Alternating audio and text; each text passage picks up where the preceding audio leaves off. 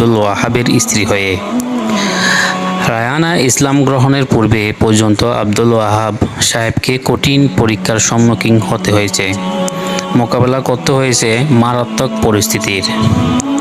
পাঠকবৃন্দ, চলুন জনাব আব্দুল ওয়াহাব সাহেবের মুখ থেকে তাদের কাহিনীটি আমরা শুনি, সেই সাথে নিজেরা শিক্ষা গ্রহণ করে তদনুযায়ী নিজের জীবনকে ঢেলে সাজানোর চেষ্টা করি। জনাব আব্দুল ওয়াহাব সাহেব বলেন, রায়হানাকে বিয়ে করার সময় আমি ছিলাম নামী মুসলমান। ইসলামী বিধিবিধান পালনের কোনো গুরুত্ব আমার মধ্যে ছিল না, তাই সেগুলো রীতিমতো পালনও করতাম না। এমন কি কোনো খ্রিস্টান মেয়ের সাথে কোনো মুসলমান ছেলের বিয়ে সহি হয় না, এ কথাটিও আমার জানা ছিল না।